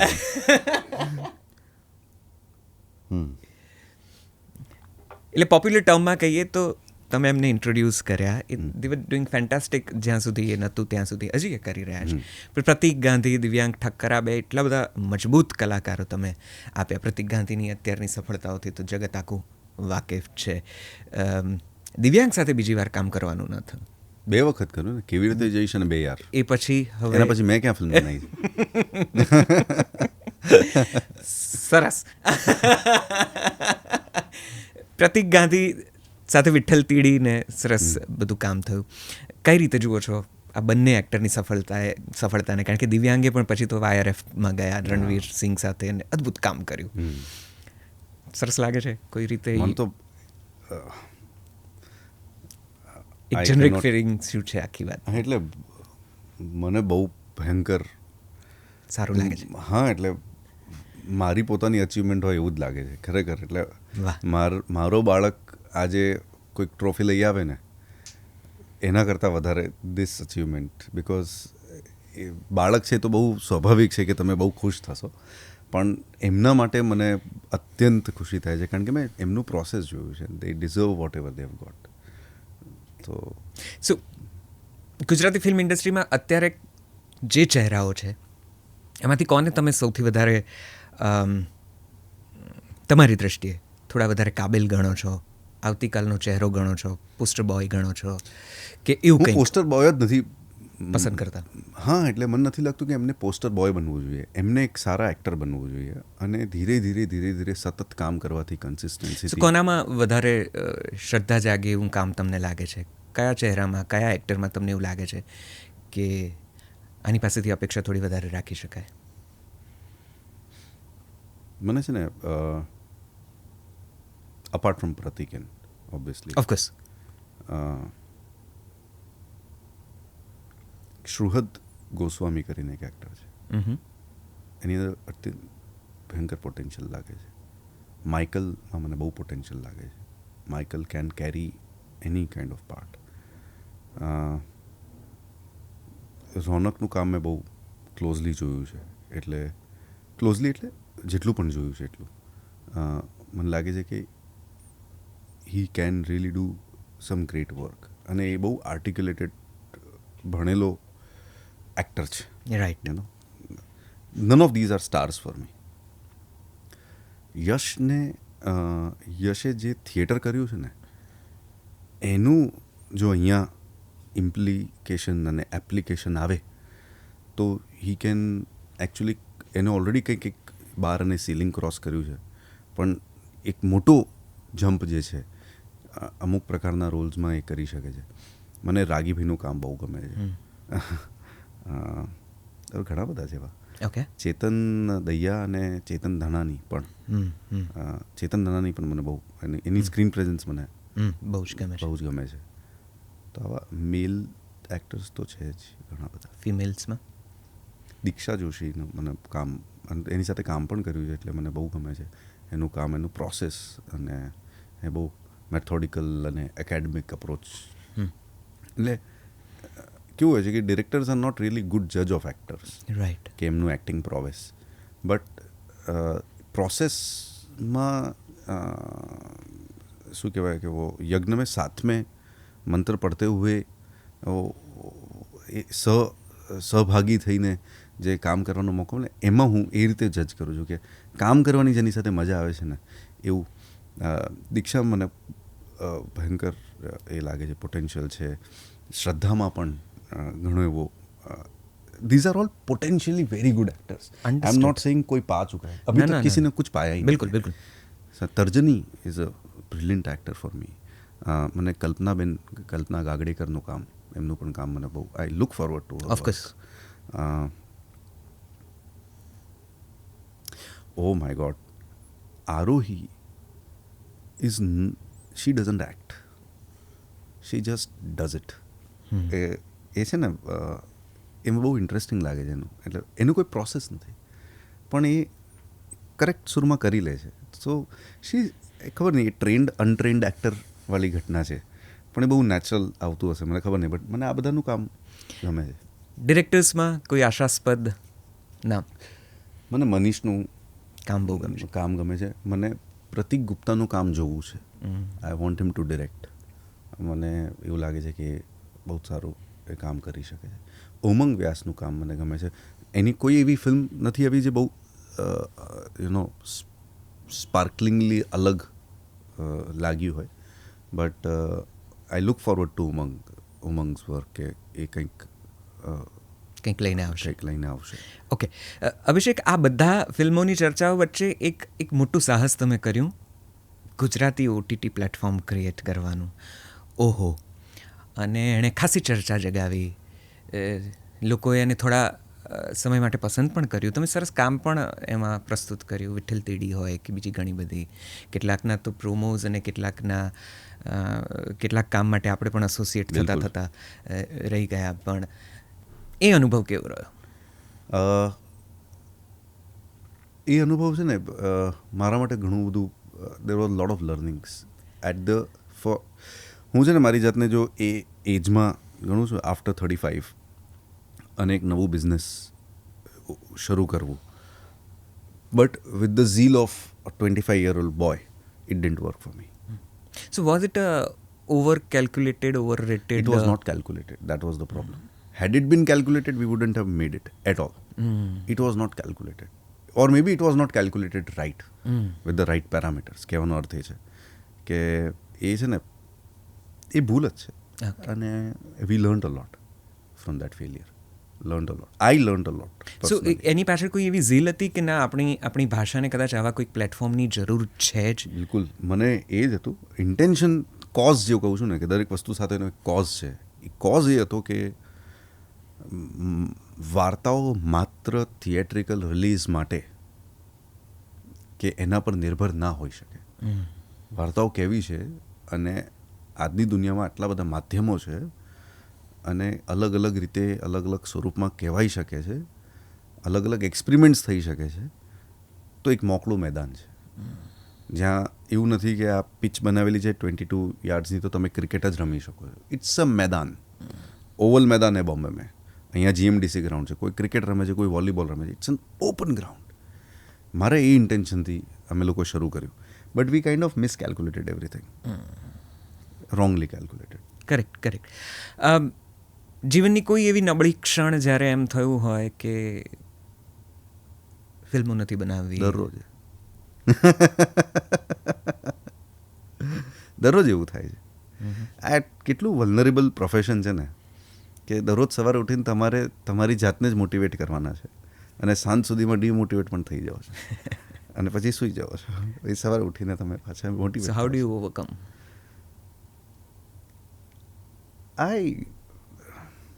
સેલ્ફ થિંકિંગ અને ઇન્ટરનલાઇઝિંગ. દેર ઇઝ નો અધર વે. ચિંતા નહીં પણ ચિંતન. એબ્સોલ્યુટલી. આ તો ફોર્મ્યુલા જ છે. અને ઓફ ધ રેકોર્ડ તમે આવ્યા ત્યારે વાત કરતા હતા કે તમે સૂર્યોદય જોવાનું હંમેશા પસંદ કરો છો. એ હેબિટ પણ ક્યાંક? હા. So you are a morning person? I am absolutely morning person. Absolutely. એક સ્પિરિચ્યુઅલી કોઈક રીતે કોઈ રિલિજિયસલી કંઈ મદદ કરે છે એ હેબિટ એનો? હું છે ને પ્રવચનો સાંભળું છું, વાર્તાઓ સાંભળું છું. ઇનફેક્ટ જલસોના ઘણી બધી વાર્તાઓ મેં અને હું વોક કરતો હોઉં છું. અત્યારે ઓફ લેટલી 2-3 મહિનાથી વોકિંગ બંધ છે because of sum academic reasons. પણ એ હું વોક કરતો હોઉં તો મને I need some feed all the time. અને એ મારું મેડિટેશન છે. તો હું એક જગ્યાએ બેસીને ધ્યાન મુદ્રામાં મેડિટેટ નથી કરી શકતો. એ હેવ કમ ટુ રિયલાइज दैट. तो मैं चलते चलते मेडिटेट कर सकता हूँ. और चलते चलते जब मेडिटेट करता हूँ मैं सच में लोगों को परेशान करता हूँ. કારણ કે હું કર્ણાવતી ક્લબમાં જ્યારે વોક કરતો હોઉં છું, એ ખરેખર એટલી ધૂની વોક હોય છે ને કે ઘણા બધા લોકોને એ ઇરિટેશન છે. Because I just it's a public decency હોવી જોઈએ ને તમારી અંદર વોક કરતી વખતે કઈ રીતે તમારે ઓવરટેક કરવું છે. બિકોઝ મારી એક સ્પીડ છે, મારે 7 કિલોમીટર 50 મિનિટની અંદર પતાવવાના છે. એ મારું એ એકેડેમિક કે સ્ટેટિસ્ટિકલ ટાર્ગેટ નથી, એ મારું ધ્યાનનો ટાર્ગેટ છે. અમારા જૈનોમાં છે ને એક સામાયિક કરીને વસ્તુ હોય છે જ્યાં તમે 50-55 મિનિટ સુધી તમે એક સતત સ્ત્રોતમાં હોવ છો. ઘણા લોકો એને સામાયિક કહે છે. I call it that is ધ્યાન ફોર મી. એ મારું સામાયિક વોકિંગમાં થઈ જાય છે. મારા દાદા દાદી એ લોકો લિટરલી બેસીને સામાયિક કરતા હતા. હું એવું નથી કરી શકતો, મારાથી બેસીને નથી થતું. તો that is my source of inspiration every day. And energy also. Energy. My family is my source of inspiration and energy. એ લોકો આસપાસ હોય તો I am all fine. The moment they are not around there is a problem. ફિલ્મો વિશે થોડુંક બહુ generic મારે હવે પૂછવું છે, કારણ કે ઘણી બધી વાતો આપણે ચર્ચામાં સમાવી લીધી છે. કઈ ફિલ્મો તમારી ફેવરિટ રહી છે વર્લ્ડ સિનેમાની, ઇન્ડિયન સિનેમાની? કોણ બોલિવૂડમાં કે વર્લ્ડ સિનેમામાં તમારા ફેવરિટ એક્ટર્સ, ડિરેક્ટર્સ? શું ગમે છે, શું જુઓ છો આમ ઇન જનરલ? બહુ જ બધું.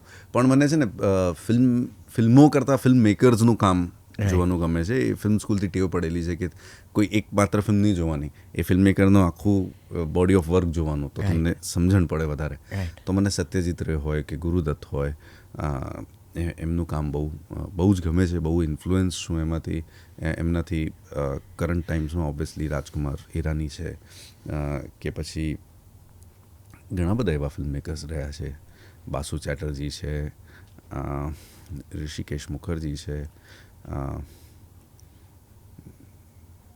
શક્તિ સમાન્તા, રાજ કપૂર, અ લોટ ઓફ ધેમ. અને ફિલ્મોમાં મને અડધી રાતે પણ કોઈ ઊભો કરીને પૂછે તો લગાન ઇઝ માય ફિલ્મ. અચ્છા. એવું કે પપ્પા જો એવું કહેતો હોય કે એમના જનરેશનની શોલે હતી, तो मैं प्राउडली कह सकता हूँ मेरी जनरेशन की लगान थी. અચ્છા. હા, અને મારા માટે Lagaan is like a text book. I can go back to Lagaan lot of times. મને બીજા ઇન્ટરનેશનલી વર્લ્ડ સિનેમાથી મને વોંકાર વાય ઇઝ મારા બધા જ કામની અંદર વોંકાર વાય હોય છે. ઓકે. કોઈ વોંકાર વાયને બહુ સારી રીતે જાણતો હોય તો એને ખબર પડશે કે હું લિટરલી એને કોપી જ કરતો હોઉં છું. ઓકે. Like not literally. હા, I am highly inspired by Zhang Yimou, Wong Kar Wai, Kieslowski, Francis Ford Coppola, ઘણા બધા છે. ગુજરાતી ફિલ્મો જુઓ છો? બહુ ઓછું. જૂની કોઈ જોયેલી છે? એમાંથી કોઈ પ્રિય? નહીં, એટલું કંઈ નથી. No. Nothing of that sort. જોવાનો ઈરાદો ખરો? જોઈશ. સારું. ભવિષ્યમાં શું અપેક્ષા રાખીએ અભિષેક જૈન પાસેથી, જેણે ગુજરાતી ફિલ્મોનો એક રૂખ તો બદલ્યો જ છે અને એની કંઈ અપેક્ષા સંપૂર્ણ ના રાખો. હું મારી રીતે મારી ફિલ્મો બનાવી રહ્યો છું. नहीं एक्चुअली आई मीन जब मैं कहूँ कि आई एम ओनली ग्रेटफुल कि लोगों नहीं तो किसको ऐसे जीवन काल में एक जीवन काल में इतना मिल जाता है कि 25 साल की उम्र में લોકો તમને તમારી પાસેથી અપેક્ષા રાખે છે અને હવે એ વાતને પણ 12 વર્ષ થઈ ગયા ત્યારબાદ પણ લોકો અપેક્ષા રાખે છે.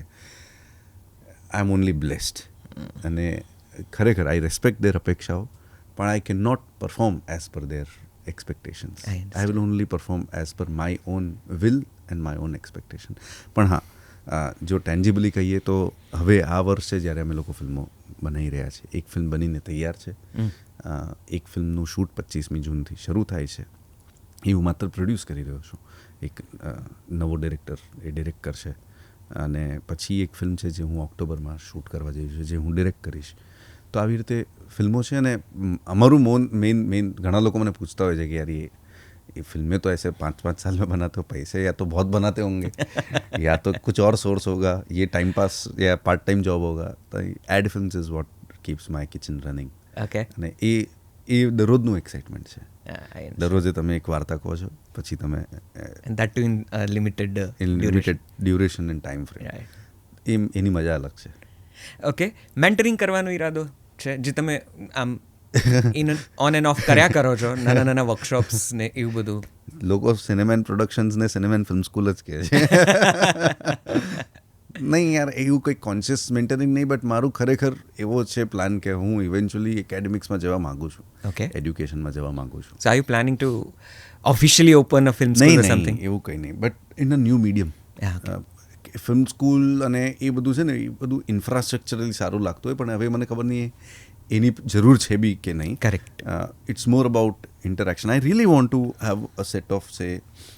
અને જો આ માધ્યમથી પણ એવું થઈ શકતું હોય તો મારી એવી અપીલ છે કે ધારો કે 5 એવા લોકો હોય જેમને ખરેખર ફિલ્મોમાં આવવું છે અને એમને એવું હોય કે એક્સપિરિયન્સ શેરિંગ અને હેન્ડ્સ ઓન કંઈક ટ્રેનિંગ કે શેરિંગનો મોકો મળી જોઈતો હોય એમને, તો I wood really like to take them through. Correct. પણ એ કમિટમેન્ટ હોવો જોઈએ. ઘણા લોકો શું છે કે આવે છે ને પછી કે મમ્મીએ કીધું તડકામાં બહાર ના નીકળીશ, પપ્પાએ કીધું આ ફિલ્ડમાં કંઈ નથી રાખ્યું, ધંધા પર પાછું આવી જાય. એવું નહીં, મને 2 વર્ષ આપો તો હું તમને આખો મારો સમય આપી શકું. પણ જો એ લોકો આમ 2 મહિનામાં 2 અઠવાડિયામાં નીકળી જવાનો હોય તો life is not an internship, right? Right. અને અપકમિંગ કે જે આ ક્ષેત્રમાં પોતાની કારકિર્દી બનાવવા માગે છે એવા ફિલ્મ મેકર્સ, હું એને ડિરેક્ટર કે એના ઝોનમાં નથી મૂકતો, ફિલ્મ મેકર્સ પણ એક રાઇટર એક જુદી ઘટના છે. નહીં, એ પણ ફિલ્મ મેકર જ છે. ઓફકોર્સ, પણ કહાણી કહેવું અને પછી એની ફિલ્મ બનાવવી જરૂરી નથી કદાચ, રાઈટ? સો ફિલ્મ મેકર્સ અને રાઇટર્સ, આ 2 લોકોને ઓર મે બી જે બહુ જ પરફોર્મ કરવા માગે છે એક્ટર્સ તરીકે, એમને જો એક સલાહ આપવી હોય તો શું આપો? સલાહ સૂચન કંઈક તમારા અનુભવમાંથી શેર કરવું હોય તો તમે શું કહેશો? હા, તો બહુ ટિપિકલ ક્વેશ્ચન છે ખરેખર. અને સલાહ શું આપવાની યાર, આપણે બધા શીખી જ રહ્યા છીએ. આઈ ઓનલી વિશ કે આપણે બધા ખરેખર એવું કંઈક કામ કરીએ ભેગા મળીને કે 100 years, 200 years, 500 years down the line કોઈને આ ભાષા શીખવી હોય કે આ જગ્યા વિશે, આ શહેર વિશે, એના કલ્ચર વિશે, એના સંગીત વિશે, એના ખાનપાન વિશે જાણવું હોય તો એ ફિલ્મો જુએ અને એને જાણકારી મળે. આપણને કઈ રીતે ખબર પડે છે? How do we know about world war? How do we know of the atrocities of the Nazis? We all know it because there are films being made. Right. Films is the window, rather the door to knowing a culture. આ sense of responsibility, કારણ કે બહુ ક્ષણિક થઈ જાય છે વસ્તુ, કે અભી કિયા, અભી બનાયા, અભી રિલીઝ કિયા, ફ્રાઈડે સેટરડે સન્ડે કામ ખતમ, ઓન ટુ નેક્સ્ટ. નો, મને છે ને સંજય ગઢવીએ એક વાત કહેલી કે જબ તક રીલ્સ थी ना तब तक फिर भी रिस्पॉन्सिबिलिटी थोड़ी कम थी, क्योंकि रील्स जला दोगे तो गया। अस्तित्व मिट जाएगा. ગયા. યા. डिजिटल के साथ में बहुत बड़ा पंगा है. ये कहीं ना कहीं क्लाउड में घूम रही है. રાઈટ. कोई ना कोई इसको देखेगा, રાઈટ. अभी नहीं 1000 साल बाद देखेगा, और वो आपको जज करेगा इस पे. और जज मतलब आपको पर्टिकुलरली नहीं, नैशित को या अभिषेक को नहीं, वो इस पूरे कल्चर को, इस जनरेशन को जज करेगा.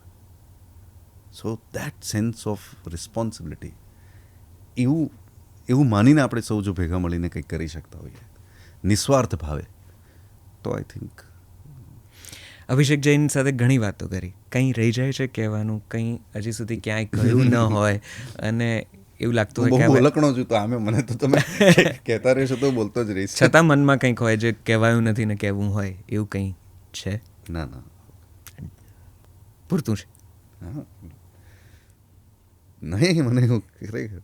Okay, on that note, thank you very very much Abhishek. Thank you. બહુ મજા પડી. હજી એમ થાય કે ઘણું બધું ઝીણું ઝીણું, પણ એ કદાચ સંવાદ કરતા એક આપસી ચર્ચા કે યુ નો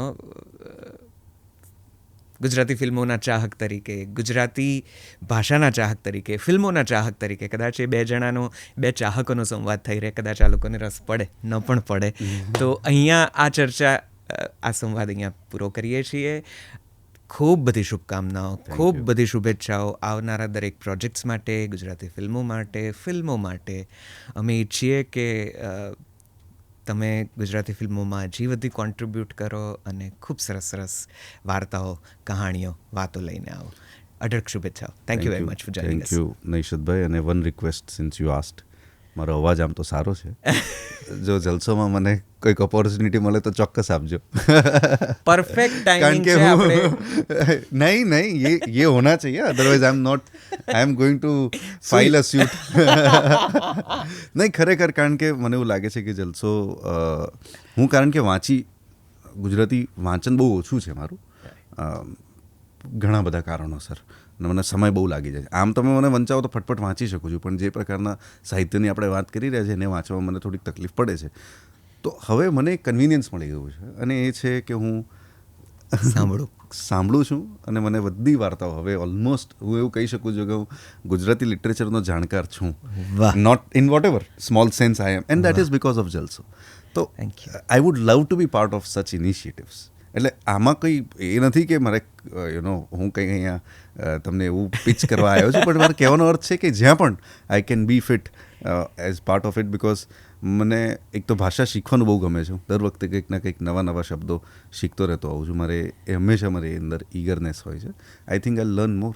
રેડિયોએ જે મને શીખવાડ્યું છે એ તો I can not forget ever. I was the worst employ to the radio, but I know that the best of my life in terms of language came from radio.